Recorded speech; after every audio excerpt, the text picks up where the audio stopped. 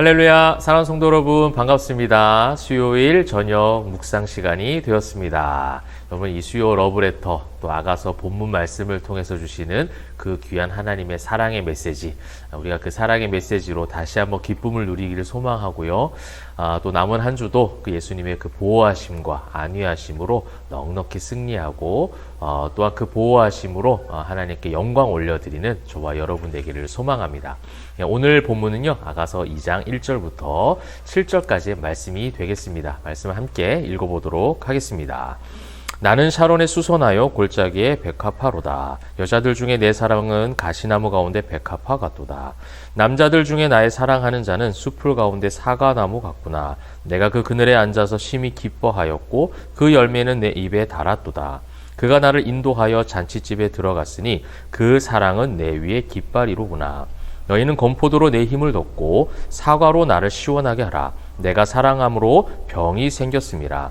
그가 왼팔로 내 머리를 고이고 오른팔로 나를 안는구나. 예루살렘 딸들아, 내가 노루와 들사슴을 두고 너희에게 부탁한다. 내 사랑이 원하기 전에는 흔들지 말고 깨우지 말지니라. 아멘. 자, 오늘 이제 2장 1절에서 나는이라고 하는 이 나는 술람미 여인을 가리키고 있습니다. 지난 1장의 말미 부분에 이제 술람미 여인과 신랑된 솔로몬이 함께 무대에 와서 함께 손을 맞잡고 노래하는 장면으로 마무리를 했는데요. 사실 2장 1절은 그 장면이 그 무대가 계속 이어지고 있어요. 그러니까 배경과 상황은 이어지고 있습니다. 근데 이제 2장으로 나눈 것은 또 다른 어떠한 메시지를 담고 있기 때문에 이제 나누어져 있는데, 이제 1절에서 나오는 이제 나는 하면서 자신을 어떻게 좀 소개하고 있냐면, 샤론의 수선화요 골짜기에 백합하다라고 지금 그렇게 고백하고 있습니다. 어쨌든 자신을 어떤 꽃으로 지금 비유를 하고 있는데요. 그냥 꽃이 아니라 이 샤론에 수선하다라고 하는 것은 이제 이 들판에 피어 있는 아주 작은 들꽃입니다. 그래서 굉장히 볼품 없는 것을 이제 샤론의 수선화라고 성경에서 표현하고 있어요. 또한 골짜기에 백합화다라고 했을 때는요, 이 골짜기에 있는 피어나는 백합화는 아주 흔한 꽃이라는 얘기입니다. 그러니까 작고 흔하다라는 거예요. 내가 어떻게 보면 1장에서도 자기의 정체성에 대해서 고백하는 장면들이 나왔는데 2장 초반에도 이제 그 장면이 똑같이 또 대꾸를 이루며 나오고 있는 겁니다. 근데 자신의 정체성에 대해서 매우 작고 평범하고 그렇게 흔한, 그러니까 신랑된 솔로몬의 신부가 되기에는 여전히 부족한 자격이다라는 것을 한 번 더 고백하고 있는 거예요. 자기의 진짜 정체성에 대해서 이야기하는 거죠. 나는 매우 작고 또 흔하고 볼품없고 그런 어떤 들꽃 같고 골짜기의 백합화 같은 그런 존재다라는 것을 이제 신랑한테 이야기하는 거예요. 그러니까 한마디로 그 신부가 신랑한테 애교 부리면서 얘기하는 거예요. 어떻게 뭐 나같이 이렇게 볼품 없는 사람을, 이때 이제 남자들이 말 잘해야 되죠, 그죠? 우리가 이제 그런 거 있잖아요. 나 어때 보여? 나 좀 살찐 것 같지 않아? 나 좀 살이 많이 찐 것 같아 했을 때 뭐 그런 것 같아, 그렇지 않은 것 같아 라고 말하기가 참 곤란하잖아요. 그런 것처럼 약간 신부가 나는 여전히 샤론의 수선화야, 골짜기의 백합화 같은 존재인데 아무 자격 없는데 당신은 왜 나를 사랑하지? 라고 이제 묻고 있는 거죠. 그러니까 이제 2장 2절에서 여자들 중에 내 사랑은 하면서 솔로몬이 아주 지혜롭게 이야기합니다. 똑같이 백합화를 이야기하는데 어디 가운데 백합화요? 가시나무 가운데 백합화라고 해요. 이 가시나무 가운데 백합화는요, 사실은 흔한 게 아니죠. 가시나무 가운데 꽃이 피기가 쉽지가 않아요. 그런데 그런 가시나무 가운데 있는 그 환경, 그런 환경과 그런 어떤 모든 배경 속에 있었던 당신, 그런데 그 당신이 백합화로 나는 보여줬고, 나는 그 어떤 것과도 그 아무리 흔한 골짜기의 백합화라고 얘기하지만 나한테는 가시나무 가운데 딱 하나밖에 보이지 않는 소중한 백합화다라고 하는 아주 멋진 신랑의 대답을 지금 우리가 보고 있습니다. 여러분, 우리가 이제 이거를 구원사적으로 영적인 부분으로도 적용해 볼 수 있지 않습니까? 여러분, 우리가 그런 존재잖아요. 들꽃 같은 존재. 그죠? 양 같은 존재. 예수님의 그 사랑을 받을 자격이 1도 없는 그런 죄인 중에 괴수와 같은 우리들인데, 그런 우리들을 그 세상의 가시나무 같은 그런 세상 가운데 그 속에서 백합화로 여겨주시고 사랑해 주신 그 예수님의 엄청난 사랑, 그 신랑 예수의 우리를 향한 그 메시지, 이것이 이제 2장 1절과 2절 가운데 구원사적으로 담겨져 있는 겁니다. 그런 나이지만 나를 사랑해 주시는 신랑의 그 사랑. 그러면서 이제 그 사랑에 너무나도 감격스러운 거예요. 그 사랑에 너무 행복한 거예요. 그래서 그 사랑의 행복에 겨운 나머지 이제 3절부터 7절까지의 그 여인의 어떤 사랑의 어떤 고백들, 그 소리가 아주 노래로 치면 아주 고음, 절정을 이루면서 지금 노래하는 장면들이 이제 3절부터 쭉 나오는 겁니다. 3절 보니까 남자들 중에 나의 사랑하는 자는 숲을 가운데 사과나무 같구나. 내가 그 그늘에 앉아서 심히 기뻐하였고 그 열매는 내 입에 달아도다. 그러니까 그 신랑을 표현할 수 있는 은유적 표현을 다 하고 있는 거예요. 나에게 정말 입에 단 사과나무 같고 그늘 같고, 그죠? 그 할 수 있는 가장 좋은 표현들, 할 수 있는 자기가 생각할 수 있는 가장 좋은 표현들을 그 신랑에게 착 쏟아내고 있는 겁니다.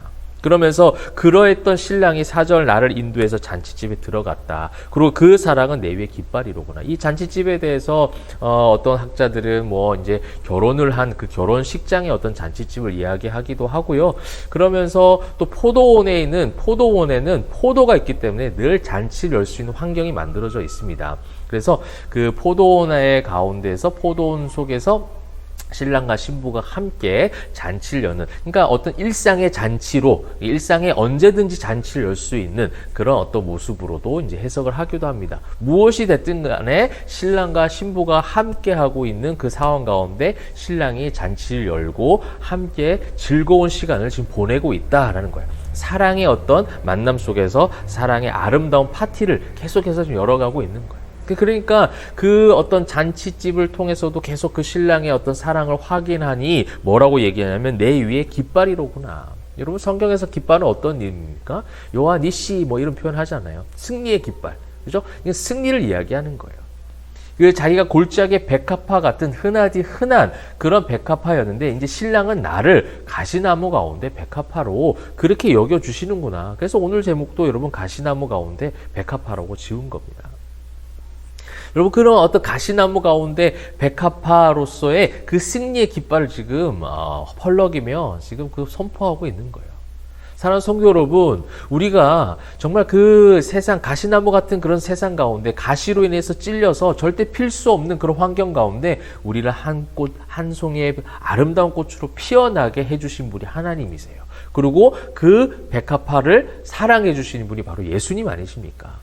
그 예수님께서 우리를 사랑한다고 하셨을 때 여러분, 이 어려운 세상 가운데 승리의 깃발을 높이 올릴 수 있는 그 영적인 힘과 능력을 공급받는 그런 귀한 저녁 시간이 되면 좋겠어요. 그리고 그 힘을 가지고 남은 한 주도 여러분 일상에서 살아가는 거예요.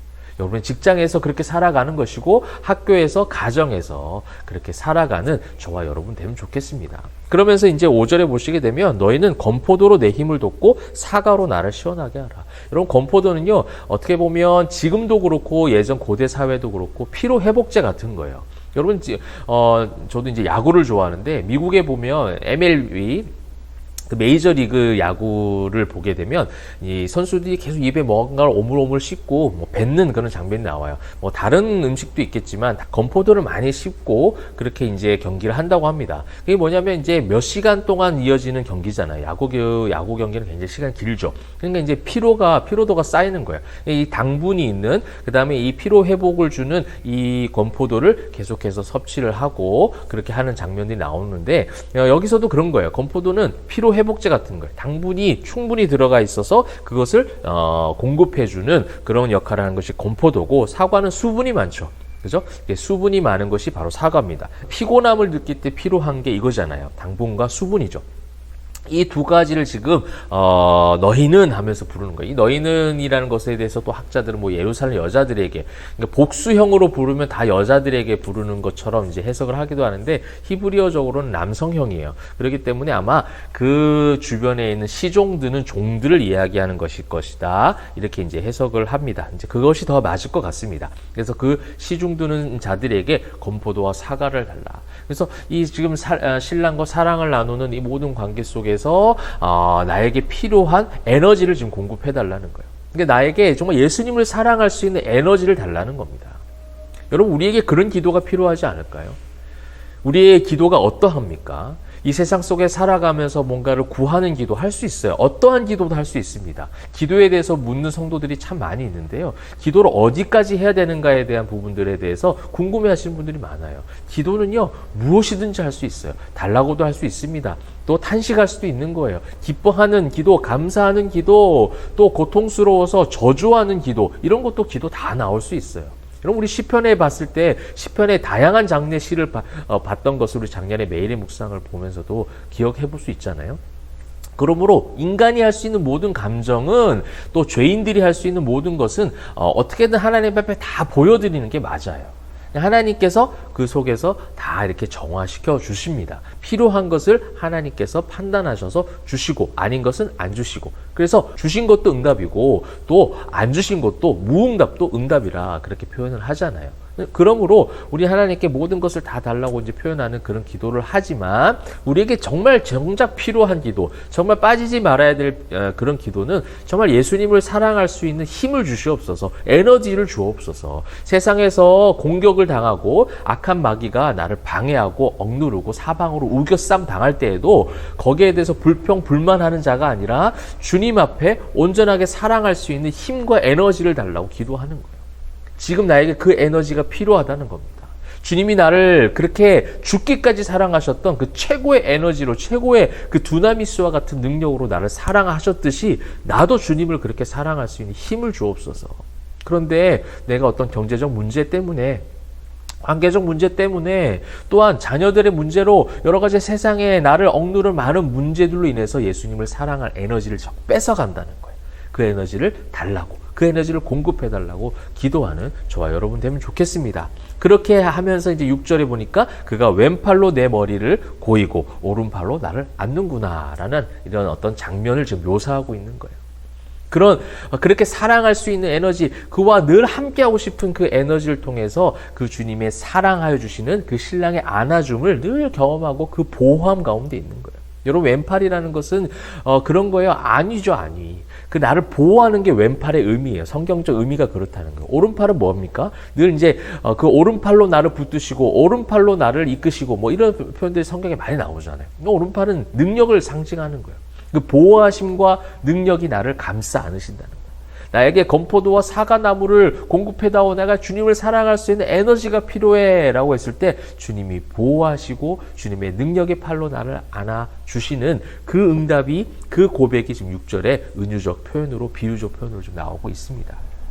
그렇게 하고 7절의 마지막, 예루살렘 딸들아, 내가 노로와 들사슴을 두고 너에게 부탁한다. 내 사랑이 원하기 전까지 흔들지 말고 깨지 마라. 이 사랑의 관계에서 세상에 그 어떤 것도 나를 깨우지 말고 깨지 못할 것이다 라는 어떤 선포적 메시지죠. 주님께서 안위하시니까, 주님께서 보호하시는 그 능력으로 나와 함께 하시기 때문에 당연히 그 어떤 것도 우리를 그 사랑에서 끊을 수 없습니다. 로마서 8장 말씀처럼 그 어떤 것도 그 주님의 사랑 가운데 끊을 것이 없다. 환난이나 박해나 기근이나 모든 것도, 어떤 것도 그 사랑의 관계에서 끊을 것이 없으니 그 신랑의 품속에서 행복해하는 여인의 모습들이 오늘 이 본문 말씀 가운데 많이 담겨져 있습니다. 그것처럼 사랑하는 성도 여러분, 남은 한 주도 그 주님의 품 안에서 그렇게 거하시며 승리하시면 좋겠어요. 오늘 말씀을 정리하면서 여러분, 우리는요, 샤론의 수선화 같고 골짜기의 백합화 같은 존재였다라고 그렇게 술람미 여인이 고백했던 것처럼 우리도 고백할 수밖에 없어요. 그죠? 우리 죄인이잖아요.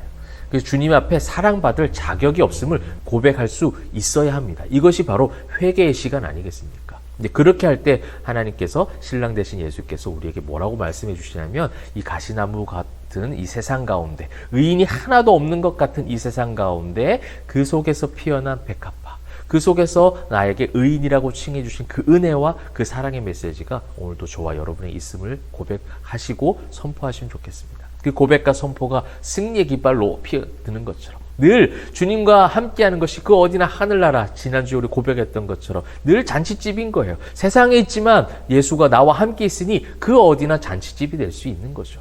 그 잔치집에서 그 사랑할 수 있는 에너지를 공급해달라고 기도할 때에 주님께서 나를 안아주십니다. 안위해 주시는 왼손으로 또 능력의 오른팔로 나를 감싸 안으셔서 세상의 그 어떤 것도 그 사랑을 끊을 수 없도록 주님께서 보호해 주심을 믿으시고 남은 한 주도 주 안에서 승리하시면 좋겠습니다. 그래서 우리 주일날 만났을 때 그런 많은 간증들을 가지고 함께 신앙적 유익들을 나눌 수 있는 그런 또 주일로 함께 행복하고 기쁘게 만나도록 하겠습니다. 사랑하는 성도 여러분, 남은 한 주도 주 안에서 행복하시고 기뻐하시고 승리하시기를 다시 한번 주님의 이름으로 축복합니다. 기도하겠습니다.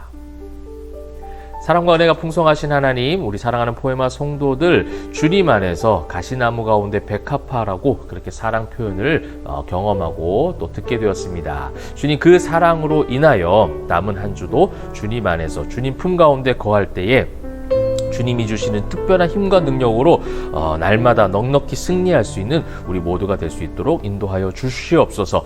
감사와 찬송 영광 올려드리며 살아계신 예수 그리스도의 이름으로 기도합니다. 아멘.